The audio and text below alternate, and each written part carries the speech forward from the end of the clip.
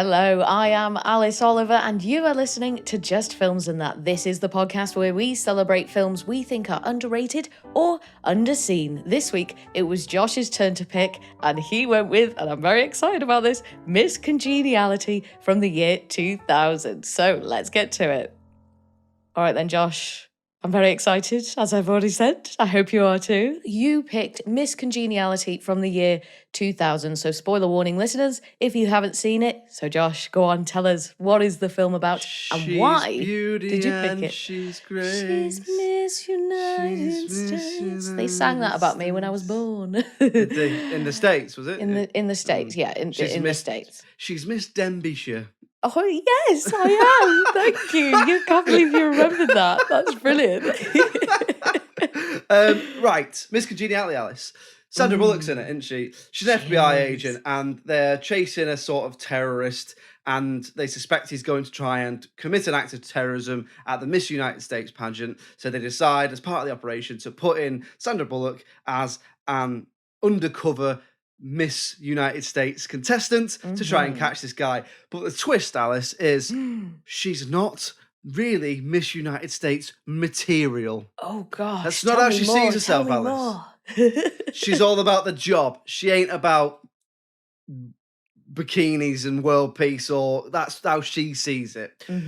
Why did I pick this? Well, it's a bit of a guilty pleasure for me, this film. And I'd had it on my list for a while as a one I wanted to talk about and a one I wanted to revisit. Okay. When it came to pick again, I had a little look on the scores and was pretty shocked at how lowly it was rated. Now, this is not a masterpiece. It is not. But I think it's a perfectly serviceable film. There's probably some issues with aging, which we may well get to. And I think it deserves better than what it got. What it gets, which again we'll come on to. Also, I don't think, although I've been wrong before, that we've done a Sandra Bullock film before. We've done Speed 2. I caught it early. Yeah. I caught it early. So good. Other than Speed 2, we don't want another Terminator Salvation on our hands, do we? Other than Speed 2, which let's face it, is barely a film. Speed. Rude. We hadn't done a Sandra Bullock film, so that's why I picked it. Guilty pleasure, and I think it deserves better scores than it gets. And I just wanted to talk about it. I wanted to revisit it. So let's have a look then. So you're excited. I'm excited. When I told you this is what I picked, it was clear you're excited. I was pretty excited, yeah. I'm not very good at hiding my emotions, Josh, I'll be honest. You're like a book. Yeah, I am. You're like a book. Rip me open and give me a good read. So, let's be honest, you've seen it before. I have seen this before. This was one, I think I've seen it a lot when I was a kid. Like, I really enjoyed this when I was a kid, when it came out. And when Sandra Bullock, so Grace, when she has her first sort of big makeover moment and she comes out of that like air hanger or whatever it is, in the blue dress, like I thought she was just the most beautiful person that I'd ever seen. Like I didn't know that women could be that beautiful sort of thing. It was like a real like, whoa, am I straight? Like sort of thing. It was that sort of moment. She's beautiful, isn't she, Sandra Bullock? Let's be honest. And that just always stayed with me. So I was excited to see that moment again. But yeah, I really enjoyed this film as a kid, but haven't watched it for many, many years. But my overall feeling about going into it was excitement. So I was looking forward to this. I was excited as well, but I was nervous. I was going into it like, what if it's aged really badly? That outdated 2000s humour, we've seen it before. Sometimes it doesn't translate very well. But what did you think? So there were a few issues, but we'll get to those later. But in general, it was a lot of fun. It's big fun. It's fluff, isn't it?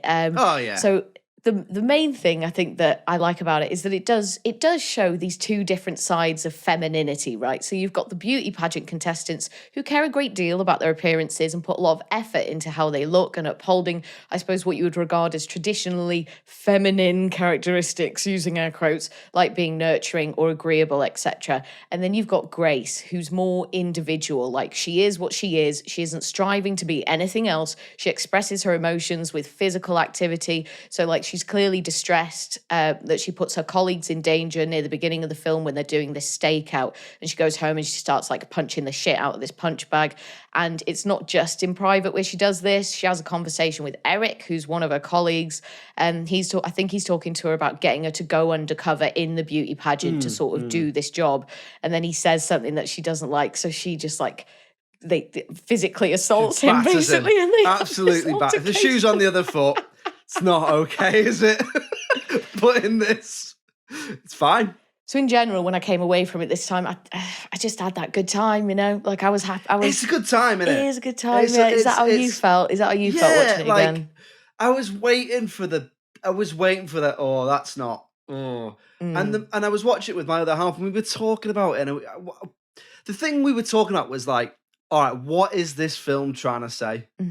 Because for ages, and I'm not saying every film is trying to say something. Sometimes it's just it's a high concept film, and it's there to entertain. It's there to be fluffy and glossy and have a great soundtrack and sell movie tickets and sell date night tickets and all that stuff.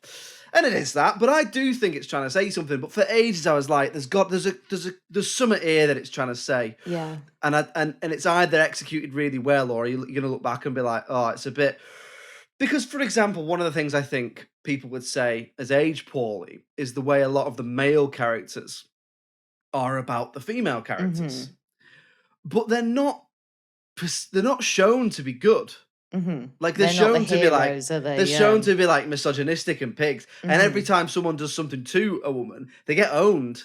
Usually by Sandra Bullock's character, but sometimes by other characters as well. So I thought that was really interesting. But yeah, do you know what? I just loved it. I think it's a really good time. I think it's really funny. I think it's really charming. Back to the message of the film, because that's one of the first things you said. So just to follow on from your point about what it has to say about femininity and that sort of thing, is when I was talking about the message then, what I took from it, because I was thinking about it for a while, I got quite like, you know when you can't think of a word?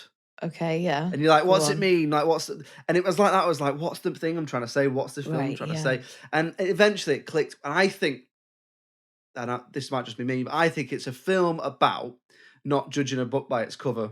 Oh, certainly. Because people judge Gracie because she's not feminine. She judges the contestants because they are feminine, or she perceives them as being stupid or whatever.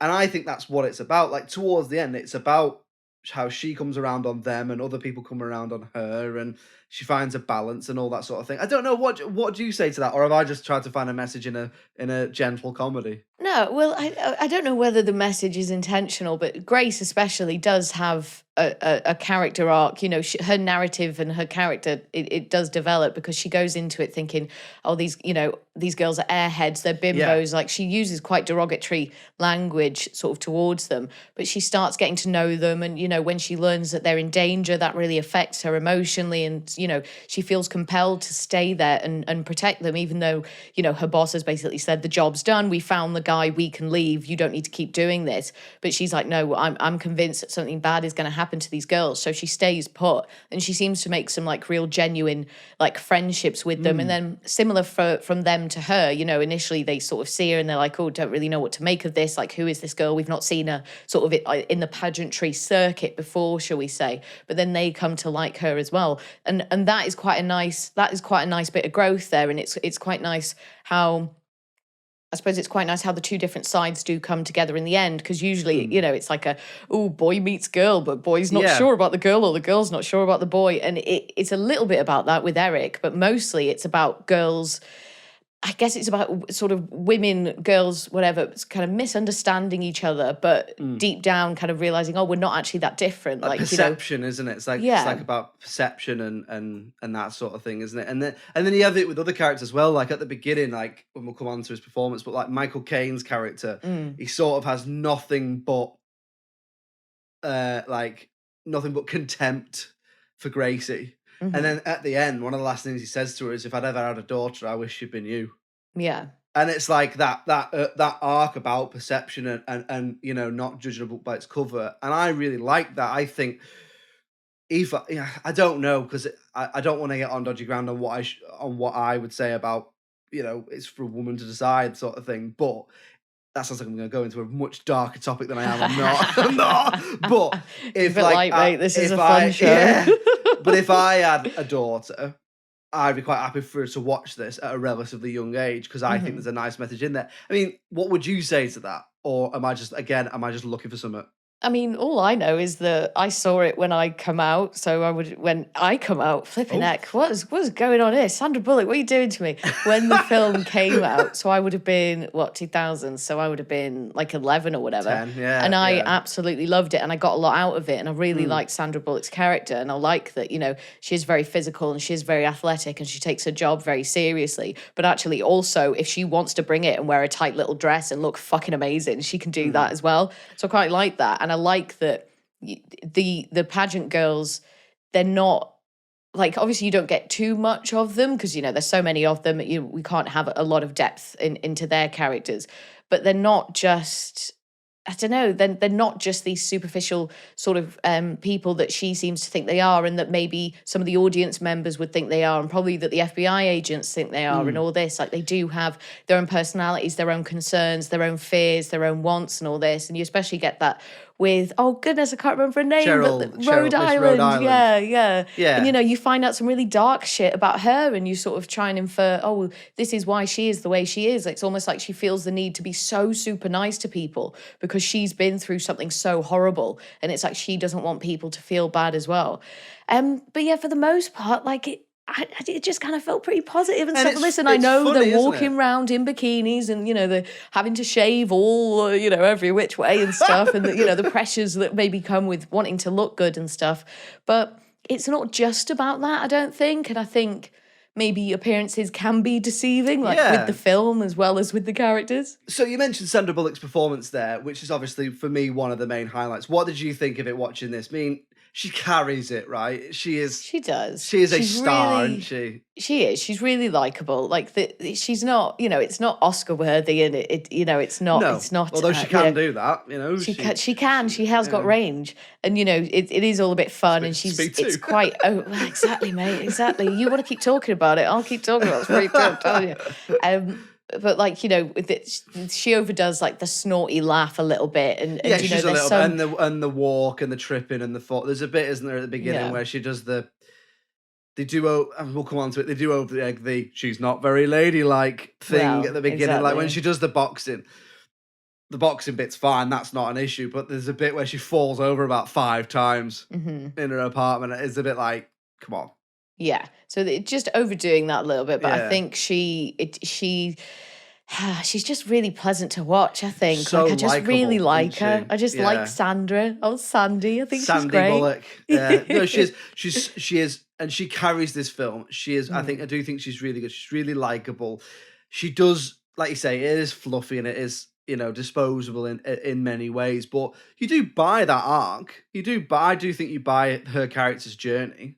Yeah, definitely. And I think because she says a lot of things about, how she's quite isolated and she doesn't have friends and she sort of pushes people out and stuff. So you can gather that she's come to certain conclusions about certain things and about certain types of people that may not be accurate. But because even though she's an FBI agent, in terms of her social circle, she's had quite a restricted sort of life, hasn't she? Like we see her at the very beginning where she's not really getting on with people because, she's bullying the bully and then ends up punching the kid that's getting bullied and stuff. And then you cut to her and, she's this job-centric, career-focused, she says to Michael Caine's character, is it Victor or Vincent? I keep getting mixed up. And, it's like, this is why I don't have any friends. So you can believe that she would have those misconceptions about women and about women who choose to enter a beauty pageant, but then she does grow, so she is open to growth,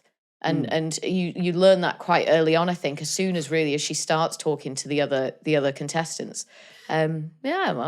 Sandra Bullock has amazing comic timing as well. I always think. She's quite funny. Like she does it even if you look at things like Speed, she has a lot of great little throwaway lines in that. But in this, there's a moment at the beginning, for example, where she goes to a Starbucks or a Costa. Well, it won't be a Costa in America. It's definitely Starbucks. She says Starbucks. There's the cup. There's the poster. Well, we'll talk about the product placement. There's some pretty questionable product placement in this. She walks into a Starbucks, basically wearing a Starbucks t-shirt, shouting the word Starbucks. Starbucks. But there is that bit where she orders like 30 coffees, doesn't she? Yeah. And then she orders them all, and then all the people behind her, because she's pushed in front of the queue and complain, and then she pauses and goes, "No, I would like," and they all go, "Oh," and it's like, it's a really, really good moment, and it is full of that, but also the supporting cast in this is really great. Like we've already touched on Michael Caine. So you got like William Shatner in there, and he's just doing a great job sending himself up. Mm-hmm. Like he's having he went through that period, didn't he, William Shatner? I don't know if he is still in it now, because he's sort of getting on, where he did pop up with little roles like this, where he was just clearly having a time of his life, sending himself up as the sort of cheesy, a Hollywood celebrity type thing. Mm-hmm. Like you said, Michael Caine's really good in this. I think I've not really seen him give a performance like this before, or again. Quite fun in a sort of softer, sardonic and acerbic, and like, that sort of thing. Benjamin Bratt's good as well. I mean, he pops up in he pops up in a lot of weird things, Benjamin Bratt. Like sometimes he'll be top billing in a film, and then other times he's just got like a little part. It's really strange. It's like he does just do what he wants. Like he's in Doctor Strange for 10 minutes, but then he's also in. Is he in like Despicable Me? And then he's in, I don't know if he's in I know he's in Coco. I know that much. And he pops up and does whatever he wants. But he's also quite good in this, because he has an interesting arc as well, where he's a bit of a pig like the other blokes, but then as it goes on, he's sort of not. Yeah, because there's quite a nice moment. Yeah, there's quite a nice moment where he tries to protect Grace's. I nearly called her Annie, which is her name in Speed, but no, where he tries to sort of protect her dignity a little bit, because obviously she's got the camera, but then I think it's when Michael Caine's character is like putting the sort of chicken fillet breast things, the boob and they're all watching it, obviously, because they've got this like camera access, because she's working on a case, and he's just like, all right, that's enough, no need to watch. But his relationship with her, for the most part, doesn't really change. Like he treats her like a friend, I think, for the most part. And then it's just sort of a bit later on, as she gets done up, and then maybe he starts seeing a side of her that he wasn't sure of. But he's still into her personality, I guess. And I guess, but he seems to sort of quite like the fact that she does work hard, and then that she grows as a person as well. So it's not the grossest kind of romantic storyline I've ever seen. It's not quite as bad as She's All That, although it's kind of close if you think about it. Oh my God, she took off the glasses and ponytail. She's beautiful. Paint-covered overalls. What else? What else did you like about it? So you've already touched on Michael Caine, so that was one of my points, but I did really enjoy seeing him. He was the source of a lot of the comedy for me. The soundtrack is top-notch, and so is the pacing of the film in general, so you're never in one place for too long, and there are quite a lot of characters as well, so you dive in and out of their stories, because you've got Grace, but then you've got Grace with Eric, and then Grace with Victor, and then Grace with the pageant contestants, and then you've got the FBI guys, and then you've got the villain in Miss Morningside, and then her son, so you're always darting around from one place to the next, so the pace never really lolls for me. Like I never really felt bored. There's no boring bits, is there? Not really, no. What is it, like an hour 45, an hour 40? It's not long, and there's not a minute wasted, is there really? And I think that's another sign of a good blockbuster, I suppose, or a good film of this kind.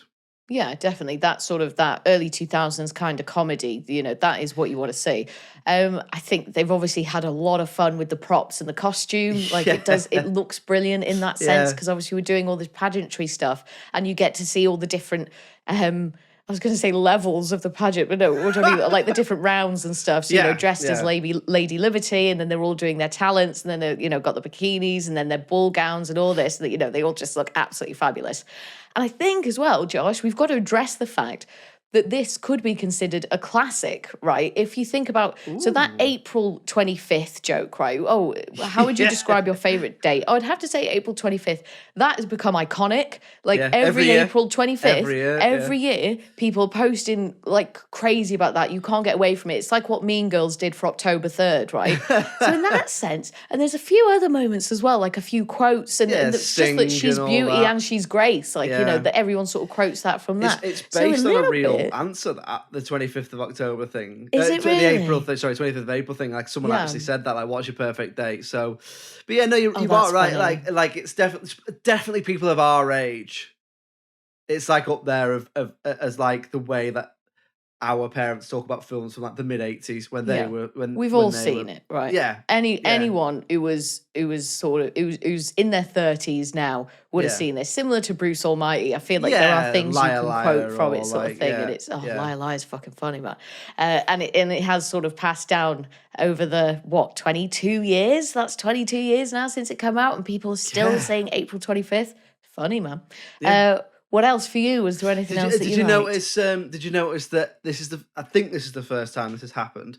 There is a song in this which is a direct version of a song from another film we've done. Did you notice? Was it the what from The Commitments, wasn't it? I heard it. It's Mustang Sally. It is Mustang Sally. So but it is The Commitments version. It is that version. Not. I thought it was, Josh. I thought it was. I heard it and I said to Ollie, I was like, I'm sure that's the version from The Commitments. That's the guy. Right? Yeah. And he was like, doesn't the guy just sound like this? And I was like, no, I'm sure it is. Because it sounds a lot more. If you listen to the original, it's a lot more low res. That's like so interesting, isn't it? So the other thing as well I noticed about this, and I don't know if you all picked up on it, it is the same director as Just My Luck. Oh, really? No, I didn't know that. That's exciting. Yeah, so that's it. So, and I not that you can tell, but the guy, that guy's definitely got a touch for flair and for like likability, and that, don't get me wrong, I don't know what you think about this. This is much better than Just My Luck for me. It is. It is. Listen, but Just My Luck is incredibly flawed, but I can see the joy in it. Whereas this, for a lot of the time, is quite a good film. And it's not Just My Luck. Maybe in your house, but it's not stood the test of time the way this has, the way that this is talked about. Well, as soon as you put McFly in it as well, it just sort of really dates it with those haircuts. Goodness me. Oh, but no, other than that, no, I think it's funny. I think it's full of charm. I think Sandra Bullock's amazing in it.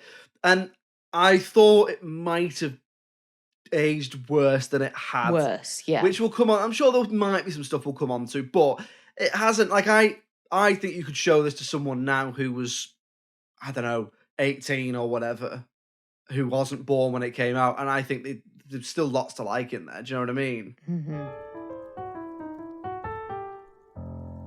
So we'll move on now then to talking about anything that we didn't like about the film or anything we would change. So Josh, we'll come to you first. I reckon there is going to be a few things here, so let's unpack this. Go on. Yeah, I think you might have more than me, but yeah, there's a few. I mean, all right, so the first one, we've already touched on it. There's some shocking product placement in this. It's heavy, isn't it? There's a bit where she's eating ice cream and she might as well pause the film, turn to the camera and go and buy some Ben & Jerry's. Well, literally, Ollie went and bought some Ben & Jerry's. I'm not even joking. It worked. The thing is, and I don't know if it was a direct thing, because we were watching it together, and then he went to the shop, he come back, and he had baked Alaska Ben & Jerry's, and he was like, "The film made me do it." But he does like Ben & Jerry's, so there's a good chance he was going to get it anyway. But that was funny. Any excuse, isn't it? Yeah, exactly. Like, the film's on, so we'll get. But yeah, it is everywhere. And I did wonder, because I don't know if you noticed, but Sandra Bullock is a producer on this. Oh, is she? So I wonder if maybe they did that as a way to get finance, like to get the money in. Like it was just like, we're going to struggle to kind of get this made otherwise. Yeah. So if we do all this product placement. At this point, she was well known, wasn't she? But she probably wasn't like now, she's probably one of the highest paid actors, isn't she? Like she's up there, isn't she? She would have been big at this time. It's a couple of years after Speed, which is obviously a massive hit, and she'd done other stuff. But I bet she was probably just approaching household name status, wasn't she? So, like you say, maybe her attached to it wasn't enough to get it made. So, like you say, they so there's Ben & Jerry's. There's a really bad Ben & Jerry's. There's the Starbucks one. Starbucks, yeah. There's a few beer ones, I think, as well. Yeah, there's a few beer ones. It's when does he have a Dunkin' Donut at one point, or a Krispy Kreme? There's donut. There's a lot of donuts in there. There's a lot of donuts in this. The main one was, it's when she's in the pub or the bar, and then Eric has come in to see her, and there's just signs everywhere, just for loads of different brands. I was like, oh God, this feels like an advert. So there's some pretty obvious product placement, and don't get me wrong, I completely get that product placement is a necessary evil. I mean, there's bits in some of, like, there's obviously, I've made no secret of the fact that I love Bond films. I mean, Jesus, some of the stuff in Bond films is mad, you know. But in this, it is, if you notice it, I think it's a bit like, oh. Yeah. Unless it's Wayne's World, where obviously they make a joke about it. Because why is she eating a tub of ice cream at the bar? And obviously the whole joke, the joke is give me a pint. Right, and it's so like, they give her a pint. as in, Got like, it. oh, it's a pint of beer, and he goes, "Are you sure you want a whole one?" And she's like, "Yeah," and he slides her some Ben and Jerry's. That's like an advert. Yeah, it is. That's a great advert, actually, for Ben and Jerry's. They could have just cut that bit out and put and had it as an advert. So so there's that bit, and I do think a little bit like what we touched on with Tomb Raider, but worse so in this. They hammer home the point of she's not very ladylike a bit too much. She's not very ladylike. Oh, she lives on her own. She hasn't got a boyfriend. Ooh. She's clumsy and she's scruffy. And like, it's a bit.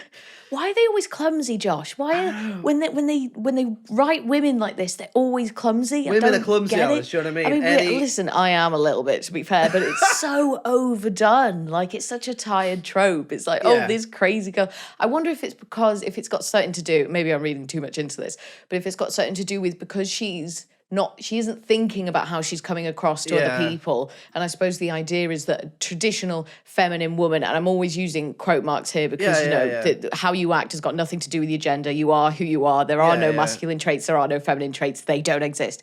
And with this, it's kind of like, but because women, have to always put up this front and they've always got their guard up, they're always considering their movements. If you think about like etiquette of finishing school and all this bullshit. They have to be graceful and they have to be so I wonder if it's something to do with that. So then by being clumsy, you're kind of showing, she's not thinking about how she appears physically. She isn't thinking about those things because she's always thinking about work or about working out or those sort of things. So the over-egg that there's a few bits where she is speaking to Victor about what he's going to do with her to make her a pageant contestant, and it is a bit like, either what's wrong with that, or because I don't know, because again, it's about perception, isn't it? So then when she does do what she needs to do to be in the pageant, everyone sort of goes, oh, wow, she can do it. But then it doesn't show that. It's a really difficult line to tread. But I suppose the main point, without getting too deep into it, is I do think they over-egg the pudding about her not being ladylike. But that's probably about it from me. What about you? Was there anything else other than that that rubbed you up the wrong way? So just the words product placement everywhere was in my notes. So we've already covered that. Moving on. I did find some of it a little bit gross and a little bit hard to sort of absorb. So when the FBI agents, they're CGIing like swimming costumes onto the potential women who could go undercover to do this job.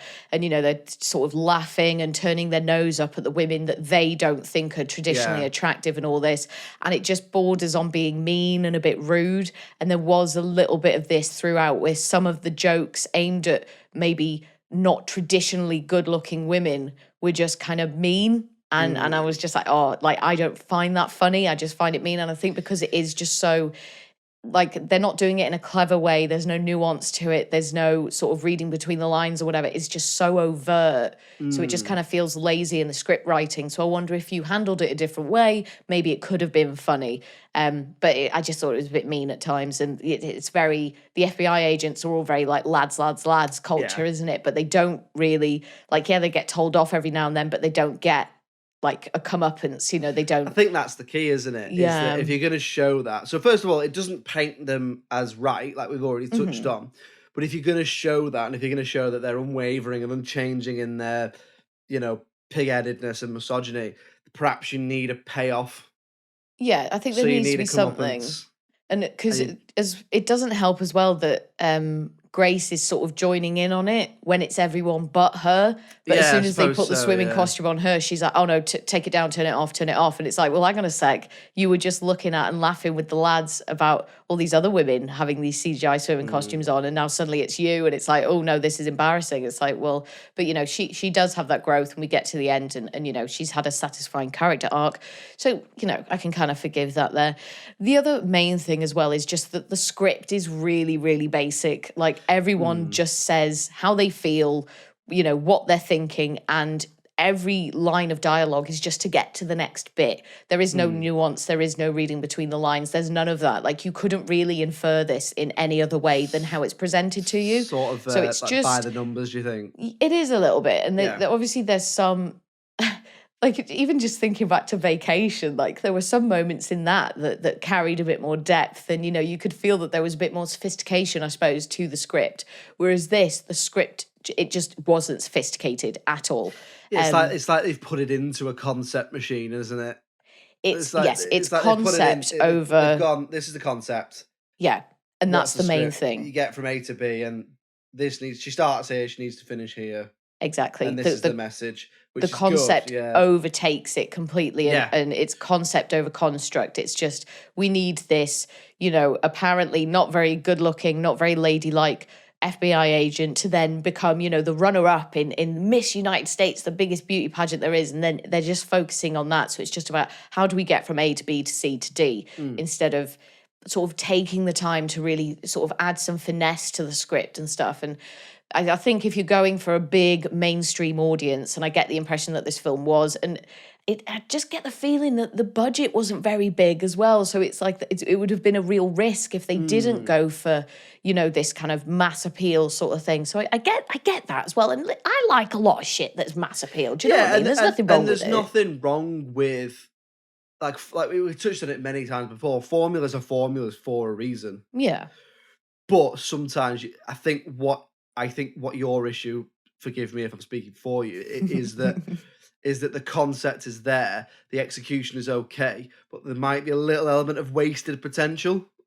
Definitely. Do you know what I mean? Is that what you mean? Is that what you mean? Yeah. Like, I think it goes from being, it could have been a really good film, and because of the script and the way that it's written, it's just a good film. Yeah. Do you know what I mean? Yeah. And nostalgia also, something we haven't touched on. Nostalgia goes a long way. If this came out now and I watched it, I'd be like, it's all right.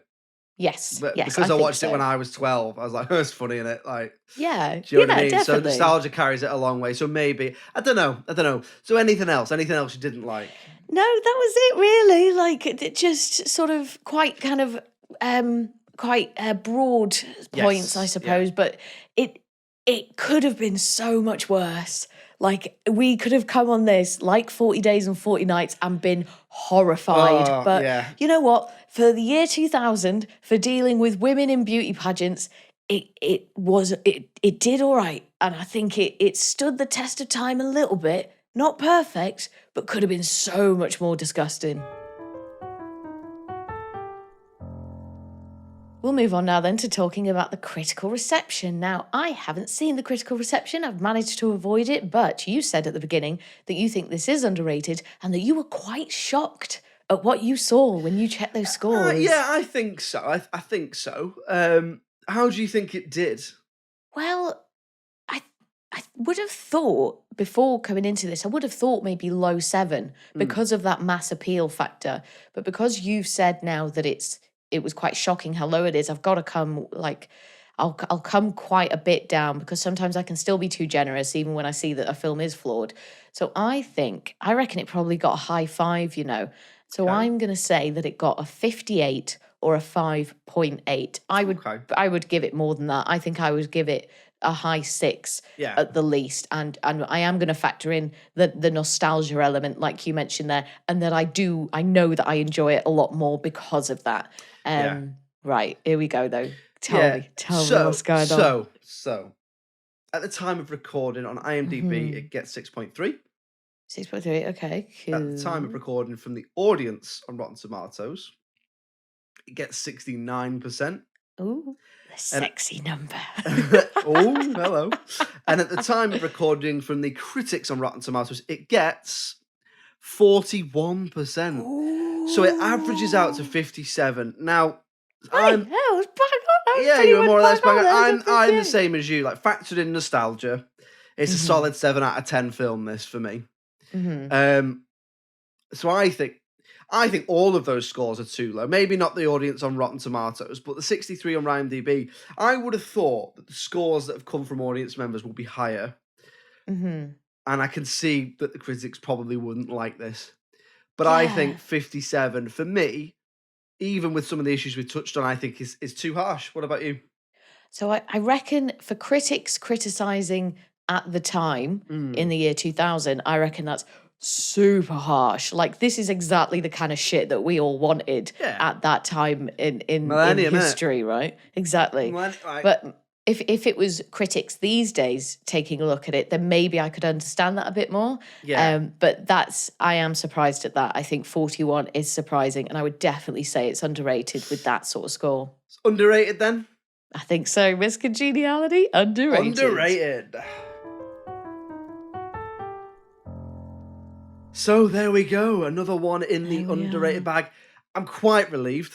Yeah, you're happy about that. I am quite relieved. I thought that could have gone really especially the other when way. You started going in on what you didn't like. I was like, oh, maybe she didn't like it that much. Yeah, this is going to be a long list. It's going to be bad. It's going to be bad. So anyway, it's your turn to pick. Oh crap! Next week. It is, isn't it? Ooh, interesting.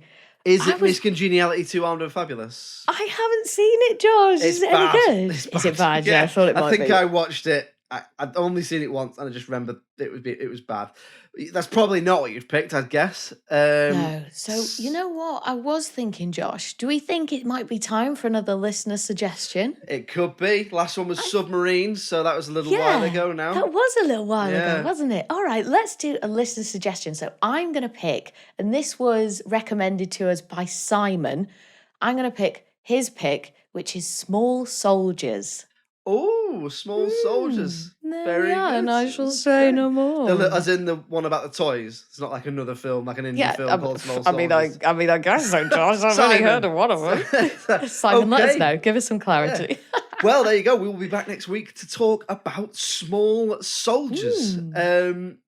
In the meantime, if you'd like to get in touch with us, it's filmsandthatpod@gmail.com. And we're on all the social medias, Facebook, Twitter, Instagram, TikTok. Just search for Just Films and That, and you'll find us. You'll see the logo. You know what we are. Get in touch. We'd love to hear from you. And if you could drop us a little review wherever you get your podcast or a rating, it's very much appreciated. Or tell a mate. Just whatever you can do to spread the message to help other people hear about what we think of Miss Congeniality or Small Soldiers next week. We're on the television as well, aren't we, Alice? We are indeed. We are on the local TV network every Friday from 6 p.m. So if you live in Birmingham, Bristol, Leeds, Liverpool, or the northeast of England, you can find us on Channel 7 on Freeview. Or if you live in North Wales or South Wales, you can find us on Channel 8 on Freeview. Or if you have Sky and you live anywhere in the UK, you can find us on Channel 118. That is every Friday from 6 p.m. Me and Josh with Just Films and That talking about all our favourite underrated and underseen films. Yes, that's all from us. Thank you very much for listening as ever. We'll see you next week. And all that remains to be said from me is thank you very much. Goodbye. Bye.